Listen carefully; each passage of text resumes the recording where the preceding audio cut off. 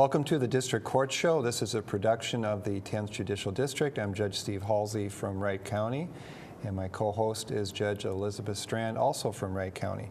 We're going to be talking to our two guests about the new self-help center in the 10th District that's housed in Anoka County. And first I'll introduce Judge Bethany Fountain Lindberg. Welcome, Bethany. Thank you for having me. Bethany's a veteran. She's been on this program a couple times before. Once before she became a judge, and early on in her career as a judge. Bethany is a graduate of University of Minnesota Law School, was appointed to the bench by Governor Pawlenty in 2009 and elected in 2012.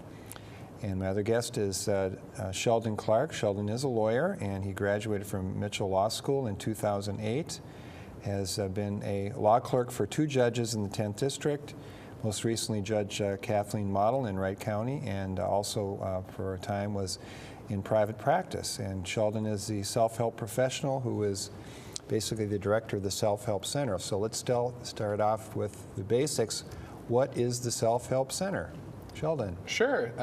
Thank you for having us on. The Self-Help Center is a center designed to assist self-represented litigants, people who are representing themselves in their legal matters, with facilitate access to the courts. Mm-hmm. And we do that through a number of different ways by providing information about the court processes and procedures and providing some forms and other available information to self-represented litigants. Okay.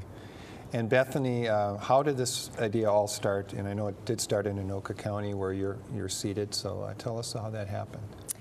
We started about 2 years ago meeting with different members of the community, including mediation services, public defenders, county attorneys, private attorneys, the law librarians, a lot of different organizations throughout the county to kind of assess what is the need out there. We were hearing complaints that people who didn't want an attorney, wanted to represent themselves, didn't know where to go. They didn't know how to function in the courtroom. The law library was overwhelmed. So we started off as a community group talking about what are the needs out there and what are we currently providing. And it grew from there, really. We started out by adding a second family law clinic with the help of the University of Minnesota Law School, who provided free clinical advice. That still wasn't enough. Mm-hmm. We were fortunate enough to get a Hamlin University extern who came up and spent a quarter or a semester of his schooling looking at what was going on actually around the nation and comparing different models, came up with a recommendation, and that's kind of where it started. Okay. And Sheldon, when did this 10th District Self-Help Center open? Our grand opening was just this past week, June 1st. So it was a great opportunity to really invite the public in and take a look at what we're doing. And what has the traffic been like so far, just in this brief amount of time? It's picked up quite a bit. We did a soft opening where we really didn't publicize it, where we worked through some issues, and we've already seen quite a dramatic increase now during this this grand opening week. So how did you prepare yourself for, that's a little bit of a change, quite a significant change to me, it seems, from being a law clerk to taking on this position? Absolutely. This is more of a service role and direct interaction with members of the public, self-represented litigants. So things I did to prepare myself was I made sure that I knew what legal resources are out there and available for people who are choosing to represent themselves, and really made sure to focus on what the needs are of those individuals and how best we can provide assistance and make sure that we're facilitating that access to the courts. Okay. And Hennepin County's had a self-help center for many years. Did you go and observe how they handle things down there? Yes, we went and spent some time observing, shadowing what goes on in Hennepin County. Hennepin County has two different service centers, one just for the family division, another for the civil division. Ramsey County also has a family center, self-help center, so we went down and spent some time with the folks in Ramsey County as well, learning about how their centers operate and taking what we can use and learn from them to help the facility in the 10th here. And three of us as judges are, of course, interacting with many people who are, the legal term is pro se parties, which we try not to use, but now it's self-represented parties. What are some of the challenges that we have to face interacting with those folks and them with us because of the ethical rules that we have as judges? That is difficult, and I think we're seeing more and more people who want to represent themselves, and it creates its own complications. There may be more court appearances, more court hearings that are required if we have not the right forms, if there hasn't been appropriate service. People will come and be frustrated because they think they're moving their case along and they may not be at that step yet. There may be a disconnect in understanding what happens next. And as a judge, our role isn't really to advise people on the next step. That's really, in our litigation setting, it's up to the parties to move the case forward. So even though we may have the knowledge, that isn't our role, and our ethics prevent us from giving advice as to how to move the ball forward. So it's nice to be able to refer them to Sheldon's organization so they can get simple questions answered, or they can have forms completed appropriately. It will reduce the amount of court hearings. Their case should move through the system faster, and it'll be more efficient for everyone. Beth. And Sheldon, have you yet received a sense as to why more people want to represent themselves? Is it a mistrust in attorneys? Is it the expense? Do you have any sense? I think it's both. I think those are two critical areas. The biggest right now that I've seen is probably the financial component. Most people would prefer it if they could obtain legal counsel, but for their financial reasons, they're just unable to do that. So that's the biggest reason that I've seen so far is most people really, they'd like to have an attorney, but unfortunately they cannot afford one. One of the things that the Self-Help Center does do is we provide referrals to low-income legal service providers, and that's been a great resource to have to give people, because a lot of people don't understand that these resources are out there in the community. And what are the types of cases that you're seeing primarily of the folks that are coming to see you since you opened the center? Primarily, it's been civil matters and family matters, and the family gambit has been mostly custody and dissolution divorce actions. Okay. And do they initially come in with the forms or asking you for the forms, or is it a combination of that? It's been a combination of that. Most individuals will have the form, or they'll have access to obtain the form on their own. Some of the forms we do have to charge for. Forms can range from $5 to $10 depending on the particular form. Most individuals have had computer access, internet access, can print those forms from home, and have either started that process or they're just starting to learn about the process and have indicated they'll go home and do that after speaking with me. Okay. And are there different family law programs that are accessible on the internet or through the state website that are available? There are a number of different instruction forms, video tutorials that are available, and that are found on the Minnesota Judicial Branch webpage, the Self-Help Center. Okay.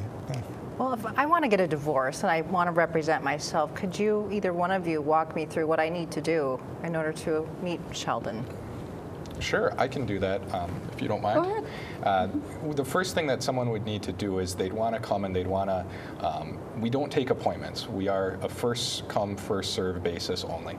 We're open for walk-in at the Anoka County Courthouse Monday through Thursday from 9 until 11:30 a.m. and then again from 1:30 to 3 o'clock p.m. in the afternoon. We do have some phone availability, but it is limited based on how the staffing needs. The primary focus is to work with people who are walking in and at the counter. So those are the two primary ways that we interact with people. And if someone wanted to learn more information about how to start a divorce action.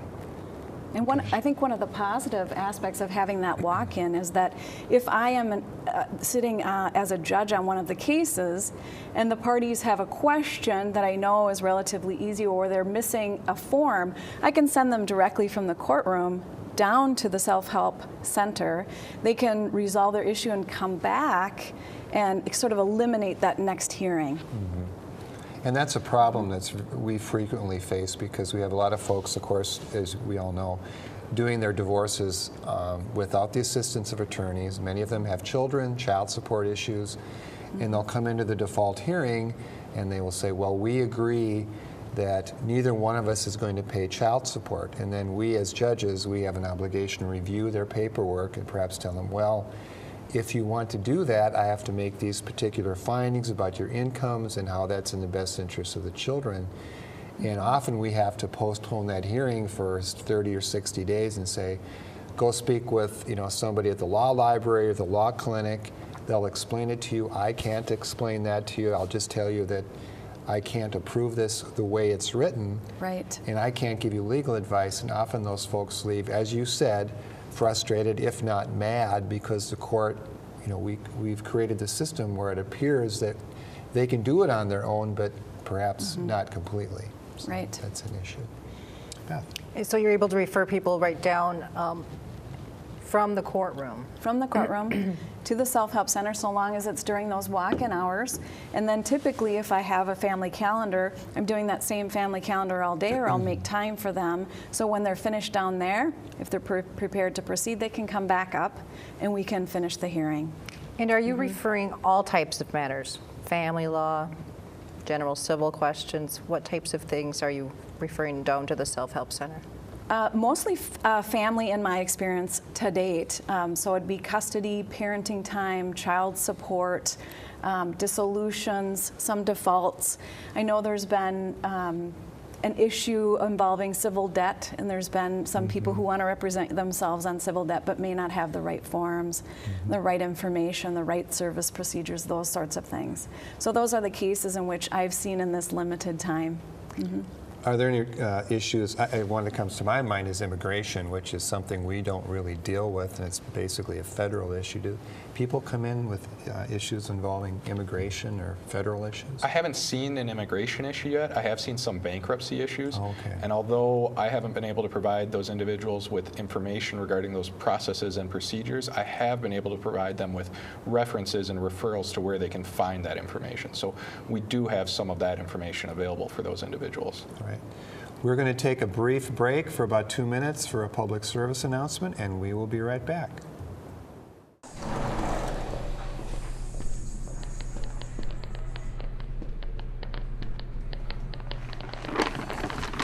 You still texting? Is this a real morgue? Yep. Shut up. Like with real dead people. Ooh, I gotta text Ashley. Ashley identified you when you wrapped your car around that light pole, because you was caring more about that thing than the road. I knew she liked me. Not anymore. There's a reason it's illegal to text and access the web while driving.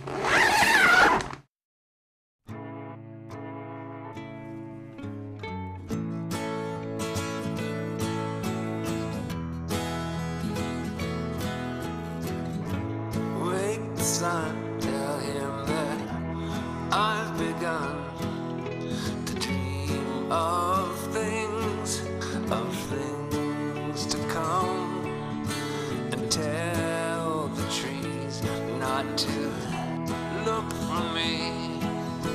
I'm going to find some peace of mind. Wake the sun, wake the sun, wake the sun, wake the sun.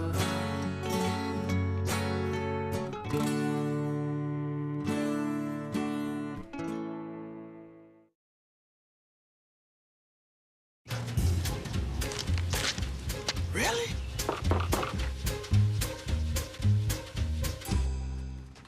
Buzz, what's up, man? You left some leaves burning out here. Yeah, I just came in just for a second. Come on, man. If it's too hot to touch, it's too hot to leave. You could torch the whole neighborhood. It's a good point there, Smokey. 9 out of 10 wildfires are caused by humans. Only you can prevent wildfires.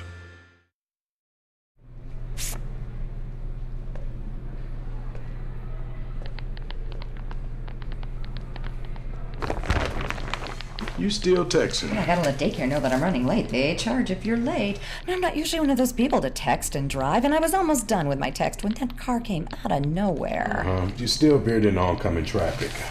And that text message, it never got through. There's a reason it's illegal to text and access the web while driving. Here's to the things that can keep us safe. Those we use all the time with hardly a thought. Those that are silently standing by to save our lives. And now, those that we carry with us everywhere we go. Many mobile devices will now bring you wireless emergency alerts, real-time information directly from local sources you know and trust. With the unique sound and vibration, you'll be in the know wherever you are.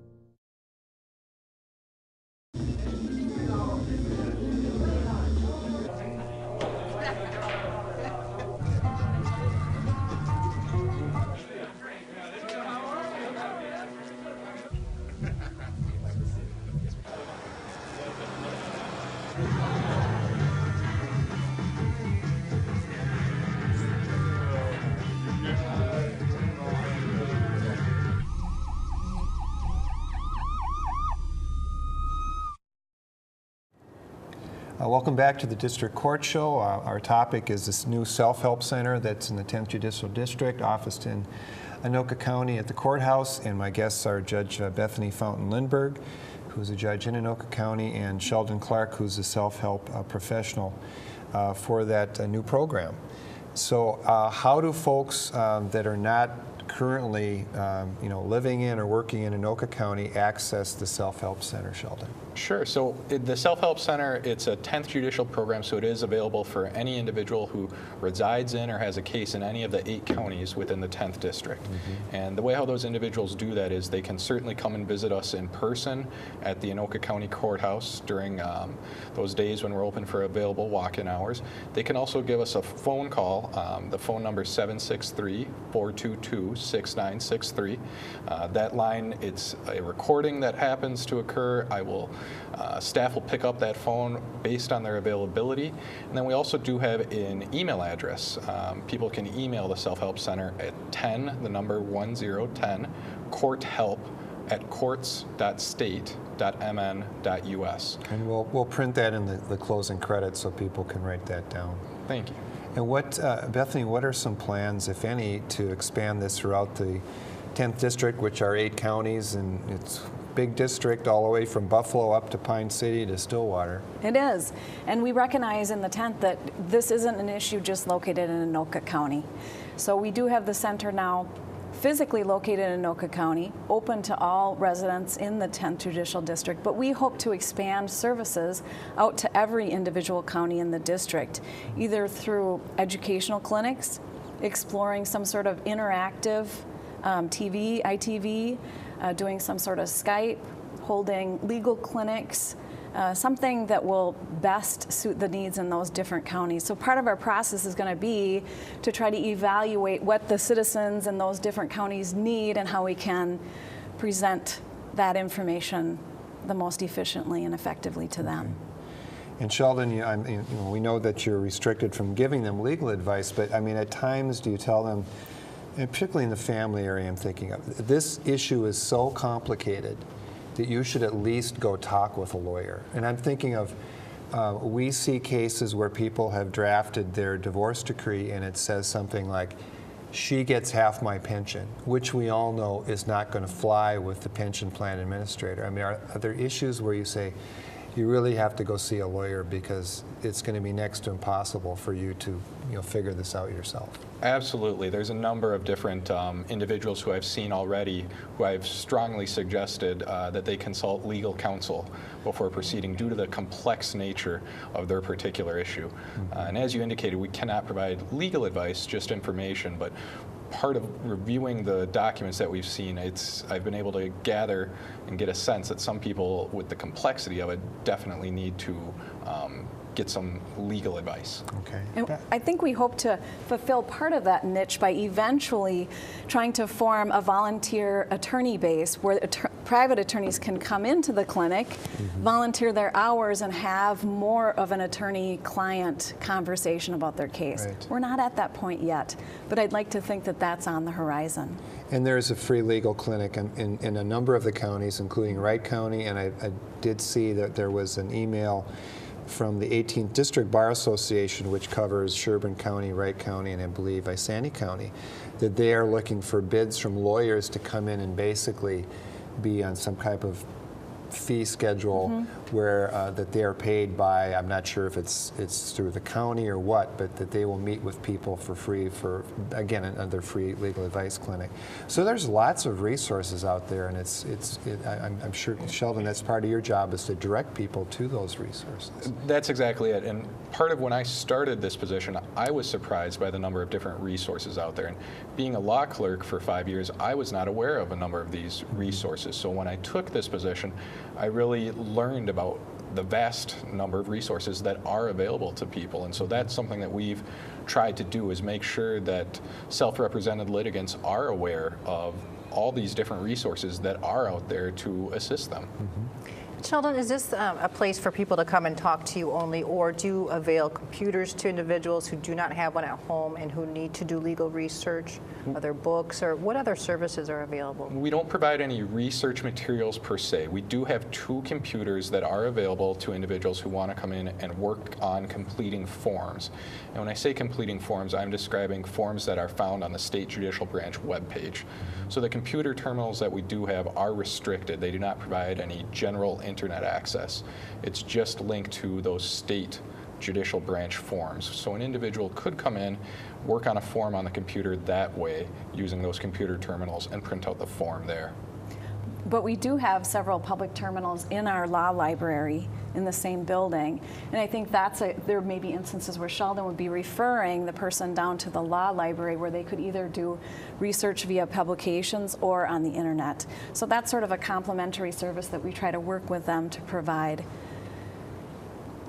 That's absolutely correct. There's been a number of instances already where I've been able to refer individuals who have needed to do some legal research, and they've indicated a willingness and an ability to do that on their own, but we do not have the resources in the self-help center. So we've been able to refer those individuals down to the law library to perform that research.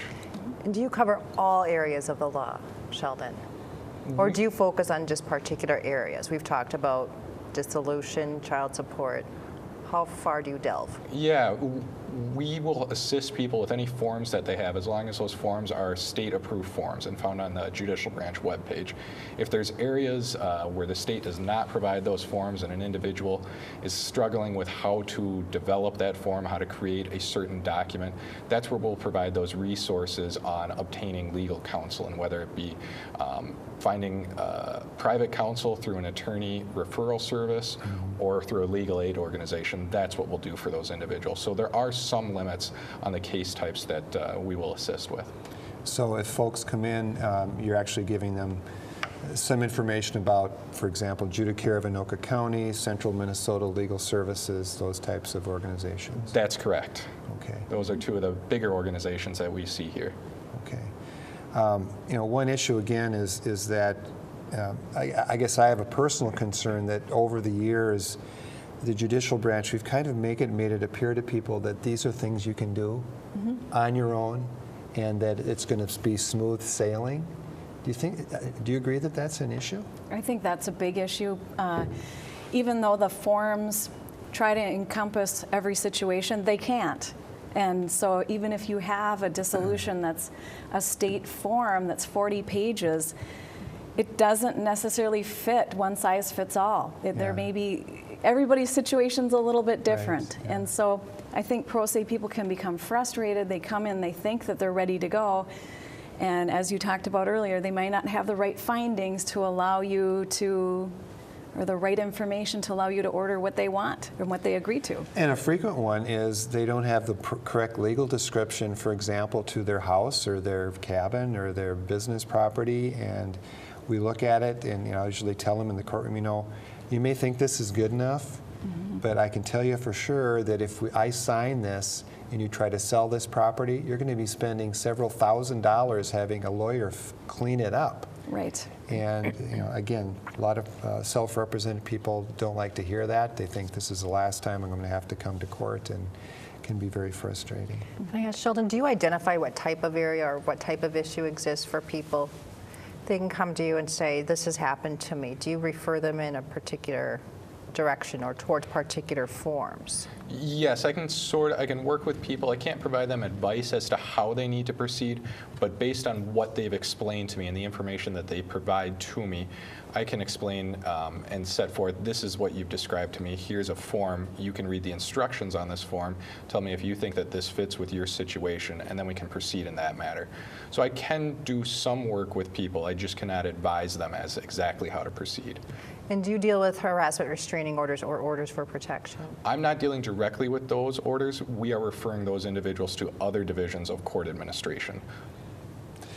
One of the guests we had on our show a while ago, probably a couple years ago, is Rachel Morrison, who is within the Anoka County Attorney's Office, I believe. She was at the time. But she's not doing that now. But at least at the time, she was working in that capacity, and I believe she was Judge Hall's former law clerk. Right.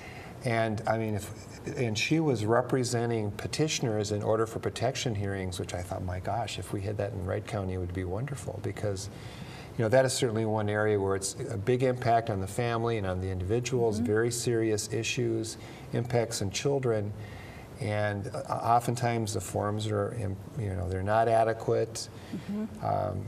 They're not filled out completely. They're not filled out completely. People don't understand what domestic abuse is. They think it's bad parenting or whatever it might be. So that's kind of another area. It's kind of like you know, they keep calling them civil public defenders, so to speak. You know, where the need is great out there, but again, with most things, there's just not enough resources. Especially in those orders for protection that are civil in nature but have criminal consequences. Seems like there should be some representation there. Right. Anything else you want to tell us about where you're going from here? Are you going to be taking statistics and reviewing this through? Is there a committee that you're on, Bethany, that's going to be dealing with? There is. There's a district-wide steering committee. We have folks on there that represent different areas: law libraries, the judges, court administration, the 10th Judicial District area, or clerks. So we have a group of people together that are going to start meeting. I think our first meeting's coming up. And to evaluate as we go along. Sheldon's keeping great statistics. We're kind of in a fluid state. We're making modifications where we think we need to. So we're sort of open to suggestions, going to look at what the community wants and needs, what works and what doesn't work, and then hopefully take the show on the road to the different geographical areas of the 10th. Oh, great. I want to thank our guests, Judge Bethany Fountain Lindberg and Sheldon Clark. Thank you for being on the program. For you viewers, if you want to get the information regarding the website and Sheldon's phone number, grab a pen and piece of paper, and we're going to run that in the credits. So thank you for watching the District Court Show, and we'll see you again next time.